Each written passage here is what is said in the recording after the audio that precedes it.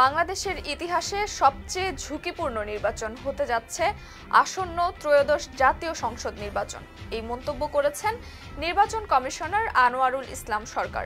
শুক্রবার রাজধানীর নির্বাচন প্রশিক্ষণ ইনস্টিটিউটে 2 দিন ব্যাপী কোর প্রশিক্ষকদের প্রশিক্ষণ কর্মশালার উদ্বোধনী অনুষ্ঠানে তিনি এ কথা বলেন।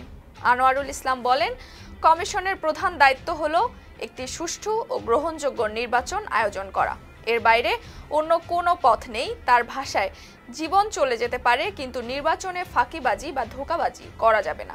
ওয়ালটন এখন দেশের সীমানা পেরিয়ে পৌঁছে গিয়েছে 50টিরও বেশি দেশে। ওয়ালটন, ঘরে ঘরে, বিশ্বজুড়ে। এজন্য মাঠ পর্যায়ের সব কর্মকর্তা কর্মচারীকে প্রতিজ্ঞাবদ্ধ হতে হবে। তিনি আরও বলেন, নির্বাচন কমিশনের প্রাতিষ্ঠানিক স্মৃতি দুর্বল হয়ে পড়ায় অনেক ক্ষেত্রে হোঁচট খেতে হচ্ছে।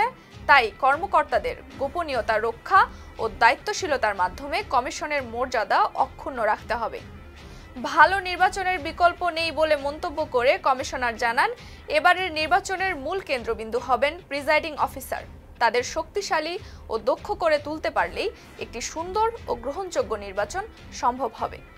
প্রশিক্ষণের গুরুত্বের উপর জোর দিয়ে আনোয়ারুল ইসলাম আরও বলেন, মাঠ পর্যায়ের কর্মকর্তাদের সম্ভাব্য সব সমস্যার তালিকা তৈরি করে সমাধানের পথ নির্ধারণ করতে হবে। তার বিশ্বাস, একজন প্রিজাইডিং অফিসার যদি সাহসী ও সৎভাবে দায়িত্ব পালন করেন, তবে একটি ভোট কেন্দ্র সুষ্ঠুভাবে পরিচালনা করা সম্ভব। ছিলাম নুসরাত জাহান জেরিন। ফেস দ্য পিপলের সাথে থাকার জন্য ধন্যবাদ।